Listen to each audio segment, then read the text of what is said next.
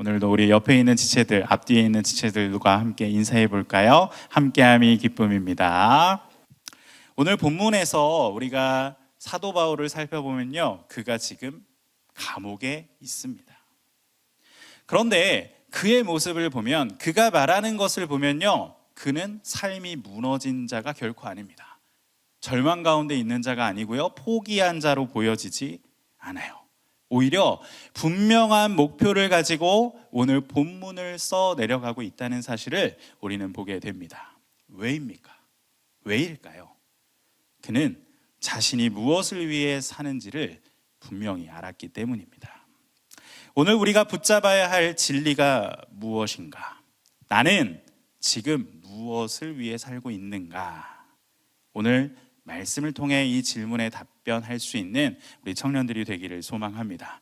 그래서 더 이상 고난과 역경 속에서도 굴하지 않고 주의 날들을 살아갈 수 있는 우리 귀한 청년들이 되기를 소망합니다. 그렇다면 오늘 우리가 말씀을 통해 붙잡아야 할 진리가 무엇일까요? 우리가 이 말씀을 통해 오늘 우리가 꼭 놓치지 말아야 할 진리가 무엇일까요? 첫 번째로는 참된 목적을 알면 고난에도 흔들리지 않는다는 것. 우리에게 참된 목적이 있다. 그리고 이 목적이 분명하다면 우리는 어떠한 고난에서도 흔들리지 않는다는 것을 우리는 붙잡아야 된다는 것입니다. 여러분, 오늘 본문의 1절에 보시면 바울이 자기 스스로의 모습을 이렇게 표현하거든요. 그리스도 예수를 위하여 갇힌 자 된 나 바울은 이라고 자기를 지금 소개해요. 지금 바울의 상황, 바울이 스스로를 이야기하는 이 상황을 한번 보시면 많은 사람들이 그 바울의 모습을 볼 때 이렇게 말할 거예요. 로마 황제 때문에 갇힌 자, 억울하게 정치범이 된 바울, 굳이 가지 않아도 될 감옥을 가게 된 어리석은 사람이라고 세상 사람들은 그를 이야기할 것입니다. 모든 사람들이 하나같이 지금 바울의 모습, 감옥에 갇힌 모습을 보면 불쌍한 사람, 인생이 실패한 사람, 인생이 다 끝난 사람이라고 분명 여길 것입니다. 그런데 바울은 자기 스스로의 고난을 지금 그렇게 해석하고 있지 않아요. 세상 사람들이 바라보는 것처럼 지금 자신의 모습을 그렇게 규정하고 있지 않다라는 것이죠. 자기 스스로가 지금 불쌍하다라고 여기지 않아요. 그 스스로가 지금 무엇이라고 얘기했어요? 예수를 위하여 갇힌 자라고 고백하고 있기 때문이에요. 자기 자신의 처지를 지금 전혀 한탄하고 있지 않습니다. 그가 그렇게 생각했을 거라는 이유는 13절에서 아주 잘 나타나고 있어요. 13절의 말씀을 보시면 너희를 위한 나의 여러 환난에 대하여 낙심하지 말라. 여러분, 지금 그가 어디에 있나요? 감옥에 있죠. 감옥에 있는 사람이 지금 밖에 있는 사람들을 뭐 하고 있어요? 위로하고 있어요. 격려해주고 있는 거죠. 이게 우리의 생각으로 가능한 일일까요? 물론 이 바울이 지금 갇혀있는 감옥, 학자들마다 조금씩 생각이 다릅니다. 우리가 이미지로 그냥 딱 보통 접하는 그 로마의 차가운 그 감옥, 해도 들지 않는 그 지하에 있는 굴과 같은 그 볕도 들지 않는 감옥을 생각하기도 하고, 또 어떠한 학자들은 그래도 바울이 로마의 시민권자였을 거기 때문에 가택연금처럼 조그만 새방 같은 데에 갇혀 있어서 자유를 억압당한 채 있었을 것이다라고 추정하기도 해요. 그런데 여러분, 그 무엇이 되었던지 간에 그의 자유가 지금 박탈당한 채 가두어져 있다는 사실은 변함이 없잖아요. 여러분, 누가 여러분 어디 못 나가게 하고 여러분 방 안에 딱 가두어 놓고 그냥 밥만 넣어준다고 생각해 보세요. 그 삶이 좋은 삶이에요? 즐거운 삶일까요? 전혀 그렇지 않죠. 지금 바울이 그런 삶을 살아감에도 불구하고 자신의 삶을, 자신의 처지를 비관하지 아니하고 나는 참 불쌍한 사람이야, 내 삶이 왜 이렇게 됐지? 라고 그렇게 한탄하지 않고 지금 그가 뭐 한다고요? 오히려 나를 지금 걱정하는 사람들을 위로하고 있어요. 어떻게 그렇게 할 수 있을까요? 그가 어떻게, 도대체 왜 이런 모습을 가질 수 있냐는 말이죠. 왜냐하면 그는 고난보다 더 큰 목적을 붙들고 살아갔던 사람이기 때문입니다. 빌립보서 1장 21절에 보면요, 그가 이렇게 고백했었어요. 이는 내게 사는 것이 그리스도니 죽는 것도 유익함이라. 그의 목적은 자신이 윤택하게 살고 성공하고 건강하게 사는 것에 있지 않았어요. 그의 목적이 지금 어디 있다고요? 오직 그리스도. 그가 갇힌 이유, 스스로가 갇힌 이유를 아까 고백했던 것처럼 내가 예수 그리스도로 말미암아 갇혔다, 그리고 내가 그리스도로 인하여 죽는다면 그것도 어떠하다? 유익할 것이다 라고 말할 수 있는 것은 그의 목적이, 그의 삶의 목적이 주님의 이름에 있다는 것이죠. 그리스도 때문에 갇혔고 그리스도 때문에 죽는다 하여도 그것이 이루어진다면, 주님의 뜻이 이루어진다면 오히려 유익하다라고 말하는 거예요. 고난이 그분을 유익하게 하는 과정이 된다는 거죠. 목적이 분명하면 우리의 고난은 실패가 아니라 과정이 될 수 있다는 것을 여러분 기억하셔야 됩니다. 팀 켈러 목사님이 고통에 답하다라는 책에서 이렇게 이야기하시거든요.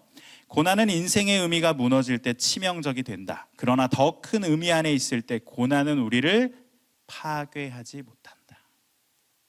세상에 목적을 두고 살아가는 사람이라면 그것이 무너지면 어떻게 돼요? 세상이 끝난 것처럼 여겨질 거예요. 모든 게 무너진 것처럼 여겨질 겁니다. 하지만 우리의 목적이 하나님께 있고 우리의 목적이 그리스도를 위하여 살아감이 된다면 우리는 그 고난으로 말미암아 결코 흔들리지 않을 거라는 것이죠. 고난은 목적 안에서 과정이 될 수 있습니다.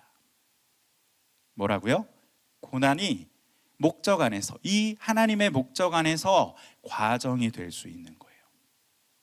사실 세상의 기준으로는 이것이 말이 되지 않을 겁니다. 왜 그러냐면 저에게 같이 친한 우리 청년이 한 3년 정도를 계속 공무원 시험을 준비하는데 떨어지고 했어요. 네, 얼마나 힘들겠어요. 네, 저도 이제 열심히 학부 때 놀아가지고 신대원 들어갈 때 이제 신대원 입시를 준비했던 사람이라 그 입시, 시험, 뭐 이런 공시, 이것의 어려움을 참 공감하는데 삼수를 했는데도 떨어졌으니 얼마나 그 마음이 힘들겠어요. 주변 친구들은 막 앞서가는 것 같고 이쁜 여자친구 사귀어서 지금 결혼 이야기가 막 나오고 뭐 어디에 집을 산다 그러고 막 앞서가는 것 같은데 자신은 계속 뒤처지는 것 같으니까, 세상의 기준으로 막 뒤처지는 것 같으니까 그 마음이 얼마나 어려웠겠냐고요. 자기만 제자리 걸음하고 있다고, 아니 자기만 뒤로 가고 있는 것 같다라고 하소연하더라고요. 그런데 여러분, 제가 참 감명 깊었던 것은 그렇게 하소연을 하다가도요, 그 친구가 믿음이 있는 청년이었기에 저한테 마지막에 이렇게 그래도 얘기하더라고요. 목사님, 그래도 이 시간이 주님이 저를 다듬으시는 시간인 줄 믿습니다 라고 이렇게 고백하더라고요. 우리의 인생의 목적이 여러분 그 시험 합격이라면 분명 그의 3년은 그냥 허비된 시간이 맞을 겁니다. 여러분에게도 마찬가지일 거예요. 여러분의 목적이 세상에 있어서 그것을 이루는 데에 필요한 시간들이 계속 지체되고 있다면 그것은 어떠한 시간이 돼요? 허비되고 낭비돼 버리는 시간이 된다는 거죠. 세상의 기준에서는. 그런데 하나님의 기준에서 우리가 하나님의 일을 이루어가는 데 있어서 그것에 목적을 둔다면 내 그 3년은 어떤 시간이 되죠? 하나님께서 나를 빚어가시는 과정이 될 수 있다는 거예요. 바울은 이것을 알았던 것이죠. 그래서 자신이 지금 감옥에 있었다 할지라도, 내 삶에 지금 고난이 찾아왔다 할지라도 그에게 분명한 목적이 있었기 때문에 그리스도를 위함이라고 하는, 그리스도의 이름을 위함이라고 하는 분명한 목적이 있었기 때문에 그는 자신이 처한 그 모든 상황도 무엇하다? 유익하다라고 분명히 말할 수 있었던 것입니다. 그리고 결국에 그의 고난의 과정을 통해 주님의 영광이 드러났음을 우리는 알고 있죠. 우리의 삶도 마찬가지일 거예요. 여러분의 살아가는 삶의 걸음들 속에 분명 여러 가지 어렵고 힘든 시간, 고난의 순간이 찾아올 수도 있습니다.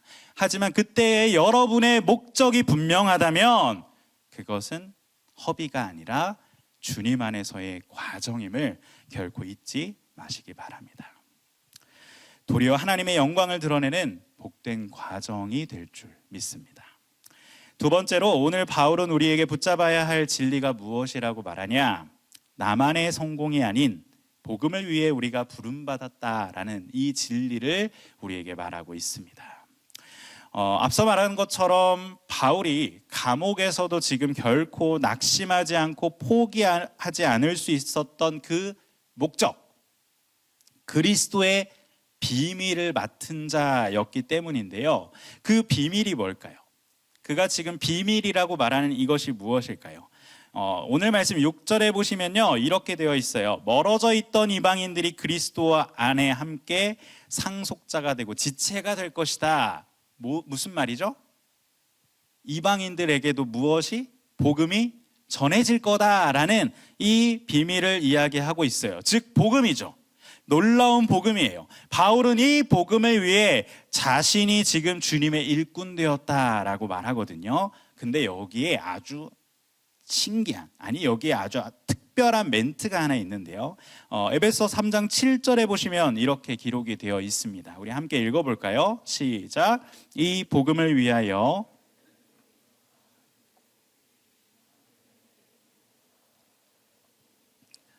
그의 능력이 역사하시는 대로 내게 주신 하나님의 무엇을? 은혜의 선물을 따라라고 하고 있어요. 자, 여러분, 바울, 여러분이 성경을 볼 때 바울은 어떤 사람인 것 같아 보이시죠? 굉장한 엘리트입니다. 바울이 자기 스스로를 이야기할 때도 그걸 숨기지는 않아요. 처음에 나는 가말리엘의 문화였고, 가말리엘은 그 당시에 거의 최고의 석학이거든요. 그러니까 우리나라의 어떠한 학문적으로 정점에 서 있는 분의 직계 제자인 거죠. 그러니까 엄청난 사람인 거예요. 여러분 뭐 지금 대학원에 계신 분들은 잘 알잖아요. 이렇게 교수님의 그 영향력이 얼마나 큰지. 근데 그 당시에 거의 모든 학자들이 존경하고 믿고 따르는 그 학자의 제자인 거죠. 거의 그 정도의 수준이었어요. 학벌도 좋고요. 오늘날 기준으로 학벌도 좋고 집안도 좋고요. 그가 살았던 다소는 굉장히 부유한 도시였어요. 즉 그는 굉장히 부유한 자이기도 했어요. 그런데 그러한 자가 지금 자신이 뭐라고 말해요? 일꾼이 되었다라고 말하는 거죠. 여기에서 말하는 일꾼은 굉장히 그 당시로서는 그냥 허드렛일 하는 사람이에요. 바울이 이제까지 살아왔던, 바울이 이제까지 취급받았던, 그 로마의 시민권자로서 취급받았던 그러한 존귀의 모습이 아니라 그냥 사람들이 거들떠보지도 않는, 아니 사람들이 업신여길 수도 있는 그냥 그런 일꾼이라고 자기 스스로를 표현하거든요. 8절 상반절에 보시면 그는 자기 자신을 이렇게도 표현합니다. 모든 성도 중에 지극히 작은 자보다도 더 작은 자. 그는 굳이 이렇게 자기 자신을 표현하지 않아도 될 수 있는 사람이에요. 그런데 그 스스로가 자기 자신은 너무나도 작고 초라하지만 하나님께서 무엇을 통해? 은혜의 선물로 나에게 무엇을 맡겨주셨다? 일꾼 삼아주셨다. 은혜의 선물로 나에게 능력을 허락해 주셔서 내가 주님의 일꾼, 주님의 그 비밀을 맡은 자, 주의 복음을 전하는 일꾼 되게 하셨다라고 지금 고백하고 있는 거예요. 그것을 오히려 감사하고 있는 것이죠.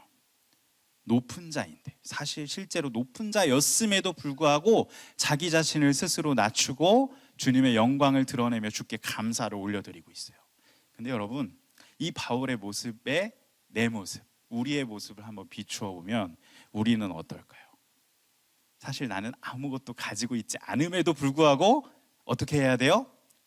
다른 사람에게 드러나야 돼. 내 능력이 없음이 드러나면 안 되고, 내가 그래도 뭔가 있는 척, 내가 뭔가 잘하는 척, 내가 좀 뭔가 높은 척 해야 된다는 거죠. 남들보다 좀 우월해야 되고 내가 뛰어난 모습을 보이고 남들과 비교하면서 내 자신을 증명하고 내 성공을 드러내려고 애써야 하는데, 그리고 어찌 보면 복음조차도 내가 성취해야 하는 과제로서 내가 열심히 이루어야 될 것으로서 생각할 때가 많은데, 지금 바울은 이 복음은 하나님께서 나에게 무엇을 주셔서 은혜의 선물로 능력을 주셔서 일하게 하셨다라고 고백하는 것이죠. 하나님이 주도하신다라고 스스로가 고백하고 있는 거예요. 주님이 나를 이끌어 가시고 계시다라고 고백하는 것이죠. 하나님께서 그에게 이러한 은혜의 능력으로 그를 일꾼 삼아서 하시는 게 뭘까요? 성경은 말하고 있는데요, 8절 하반절과 9절에 보시면 하나님께서 그에게 은혜의 능력을 주셔서 하게 하시는 일, 그가 일꾼 되어 하게 하시는 일을 이렇게 말하고 있습니다. 함께 읽습니다. 측량할 수 없는 그리스도의 풍성함을 이방인에게 전하게 하시고 영원부터 만물을 창조하신 하나님의 속에 감추어졌던 비밀의 경륜이 어떠한 것을 드러내게 하려 하심이라. 아멘. 그 스스로가 고백한 것처럼 그는 엄청난 배경을 가지고 있었고 세상의 성공과 유익과 높은 자리를 구할 수 있는 충분한 사람이었지만, 그는 거기에 목적을 두고 살아간 것이 아니라, 자신의 성공을 인생의 목적으로 두고 살아간 것이 아니라, 무엇을 위하여서?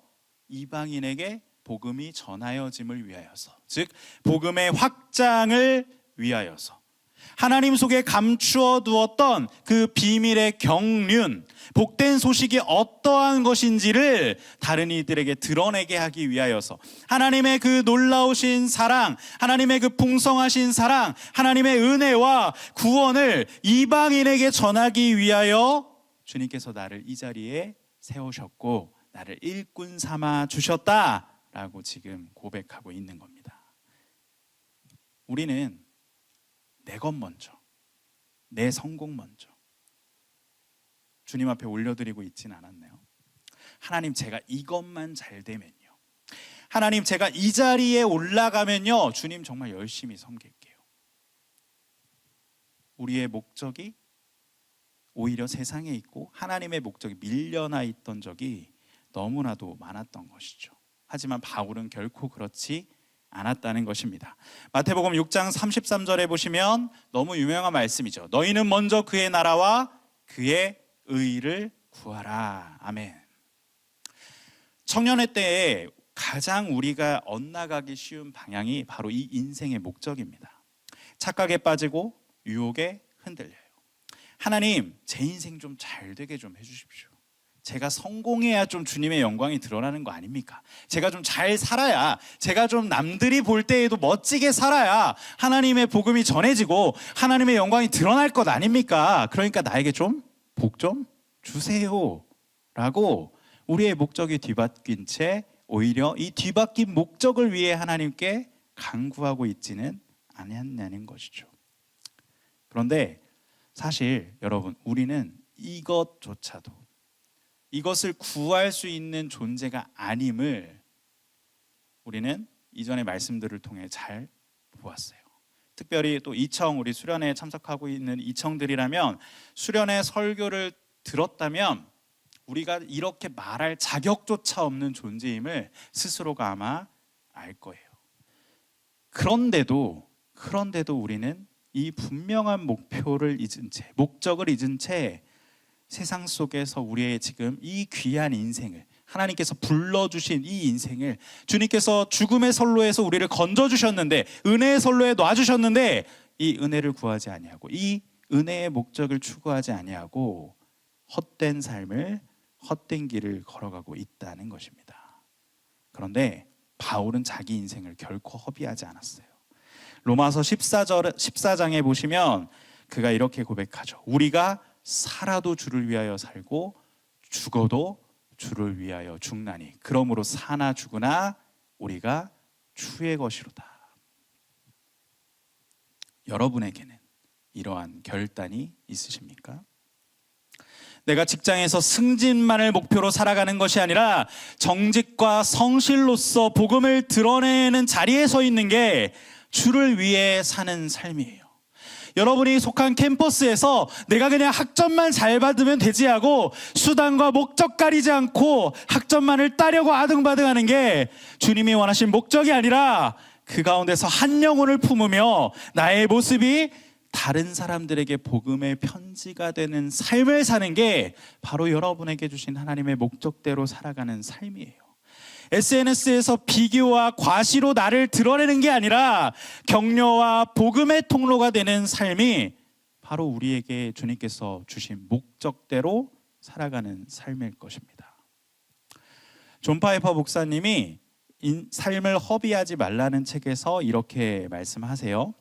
그리스도 안에서 하나님을 기뻐함으로써 그분을 영화롭게 하지 않는 모든 성취와 성공은 결국 비극이며 삶을 허비하는 것이다.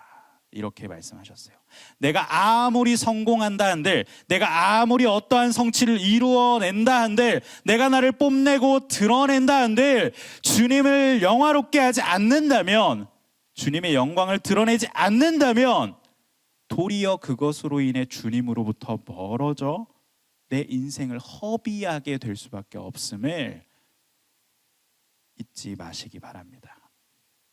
인생은 성공이 아니라 사명으로 쓰입니다. 여러분, 성공을 위해서 세상의 목적을 두지 않기를 바라요. 우리의 신앙의 삶을 적어내려가는 펜은 성공이 결코 아니에요.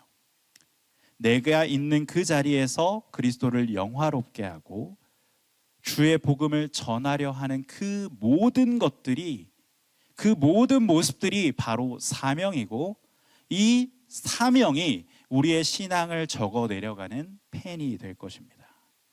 하나님은 우리를 잘 되라고 부르신 게 아니라 우리에게 복음의 통로가 되라고 불러주셨다는 것을 기억하며 주를 위해 사는 청년들이 되기를 소망합니다. 마지막으로 우리가 붙잡아야 할 진리는요, 세상에 복음의 영광을 드러내는 삶을 살아야 한다라는 것입니다. 우리가 주님의 영광을 나타내는 삶을 살아야 한다고, 내 인생을 낭비하지 말아야 한다라고 이야기하는데, 그럼 나는 어떻게 그 삶을 살아갈 수 있습니까? 라고 우리는 질문해 봐야겠죠. 내가 그럼 어떻게 하면 인생 허비하지 않고 낭비하지 않고 하나님을 위해, 하나님의 영광을 위해 살아갈 수 있습니까? 라고 질문을 해야 돼요. 그 질문에 대한 답을 바울은 오늘 이렇게 주고 있어요. 에베소 3장 10절입니다. 이제 교회로 말미암아 하늘에 있는 통치자들과 권세들에게 하나님의 각종 지혜를 알게 하려 하심이라. 아멘. 하나님께서 무엇을 통해 이 영광을 드러내신대요? 교회로 말미암아, 교회를 통해, 교회의 지체인 우리들을 통해 하나님의 이 놀라운 비밀과 복음과 영광을 드러내신다고 말씀하고 계신다는 것이죠. 우리는 스스로가 내가 뭘 할 수 있겠어, 나는 지금 작은 자인데, 나는 여전히 연약하고 부족한데, 늘 넘어지고 실수하는데 내가 어떻게 주님의 영광을 위해 살겠어 라고 내 존재를 그렇게 하찮게 여기는 때도 있지만, 그러나 우리를 주님께서는 어떻게 하셨죠? 불러주셨어요. 우리를 자녀 삼아주셨고요, 우리에게 아까 바울에게 말씀하신 것처럼 은혜의 능력을 공급해 주신다라고 약속해 주셨습니다. 그리고 우리가 이전에 살펴보았던 말씀처럼 우리를 그냥 홀로 내버려 두지 않으시고 이 교회라는 울타리 안에 교회의 지체로서 함께 지어져 나갈 수 있음을 이전 말씀을 통해 우리가 떠올려 봐야 됩니다. 이 건물로서만이 아니라 우리 한 사람 한 사람을 주의 성전으로서 교회로 세우셔서 우리를 통해 하나님의 각종 지혜를 전파하게 하신다는 것이죠. 이것에 대해 11절에 보면 이것을 주님께서는 어떻게 하시겠다고 말씀하실까요? 그리스도 안에서 예정하신 뜻대로라고 기록이 되어 있어요. 여러분, 이 예정하신 뜻대로라는 표현 이 에베소서에서 많이 보셨었죠. 우리를 작정하실 때도 이 표현이 등장했습니다. 이미 정하셨어요. 우리가 해야 할 일들도 지금 어떻게 하셨대요? 예정, 이미 정해 놓으셨다는 것이죠. 이것을 하기 위해 하나님께서는 우리를 세워주신다는 거예요. 우리는 결코 작지 않다 라고 말씀하시는 거죠. 여러분을 통해 하나님의 영광을 드러내시겠다고 주님은 지금 말씀하고 계시는 것입니다. 그리고 여러분을 이렇게 세워나가신다고 주님께서는 우리에게 말씀하셨어요. 고린도후서 5장 20절에 보시면 주님이 우리에게 이렇게 말씀하십니다. 그러므로 우리가 그리스도를 대신하여 사신이 되어 라고 분명히 말씀하시는데, 여러분 여기에 나오는 이 사신은 죽을 사의 사신이 아니에요. 네, 어떤 사신일까요? 네, 어떠한 소식을 전하는 사신이죠.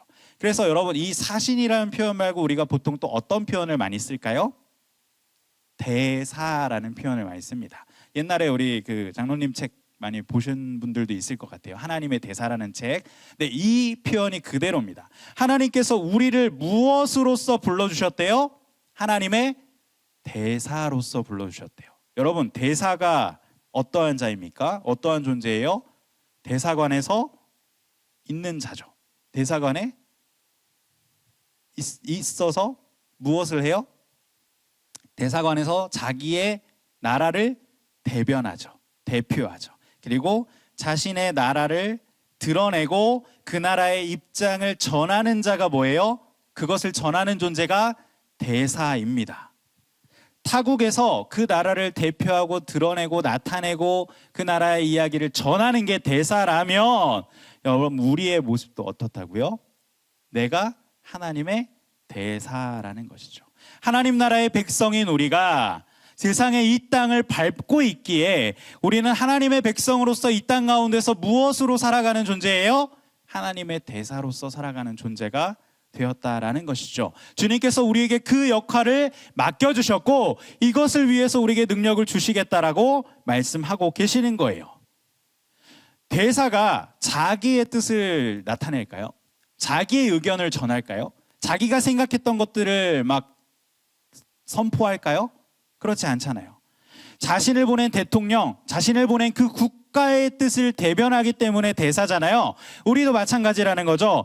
하나님이 우리를 이 땅 가운데에 대사로 보내셨다면 내가 내 판단과 내 생각과 내 가치로 세상을 바라보고 목적을 향해 달려나가는 것이 아니라 무엇을 위하여서? 하나님의 나라를 위하여서, 하나님의 복음을 위하여서, 하나님의 뜻을 위하여서 주님의 백성으로서, 주님의 자녀로서 이 땅 가운데 주님을 드러내고 나타내는 일에 사용되어야 한다는 겁니다. 하나님께서는 우리를 이 땅 가운데 자신의 대사로 파견하셨다는 것입니다. 우리는 세상 속의 그리스도의 대사입니다. 청년 여러분, 여러분의 가정, 학교, 직장, 이것은 단순히 여러분에게 생활 공간이 아니라 하나님의 영광을 드러내고 전시할 수 있는 무대요, 전시장이 된다는 사실을 기억하십시오. 그래서 12절에서 그가 이렇게 이야기하고 있는 거예요. 그를 믿음으로 말미암아 담대함과 확신을 가지고 하나님께 나아감을 얻느니라. 내 능력으로는 할 수 없지만, 내 역량은 이거밖에 안 되지만 내가 주님의 대사이기 때문에 그 복음으로 말미암아, 그 복음을 믿는 믿음으로 말미암아 주님께서 우리에게 무엇을 주셔서? 담대함과 확신을 주셔서 세상 가운데 하나님의 대사로 살아갈 수 있다는 것이죠. 여러분, 미국 대사가 어떤 마음을 가지고 다른 나라에 갈까요? 엄청 든든한 뒷배를 믿고 나가잖아요. 초강대국 미국이라고 하는 뒷배를 들고 세상 가운데 꿀리지 않아요. 다른 나라 가서 꿀림이 없어요. 왜? 내 뒤에 뭐가 있어요? 미국이 있거든요. 그러면 여러분, 우리는 하나님께 파견된 대사예요. 우리 뒤에 누가 계시죠? 하나님이 계십니다. 내 뒤에 하나님이 계신데 왜 세상 가운데서 여러분 두려워하고 낙심하고 절망하냐는 것이죠. 담대함과 확신을 가지고 주님께서 우리에게 맡기신 이 목적을 이루어 나가는데 우리가 귀하게 사용되어야 한다는 것입니다. 복음을 알고 복음을 믿는 자는 결코 숨지 않아요. 담대하게 자기 자신을 드러냅니다. 세상에 주님의 복음을 드러내는 담대한 삶으로서 그리스도의 대사로 살아가는 우리 모두가 될 수 있기를 주님의 이름으로 축복을 드립니다.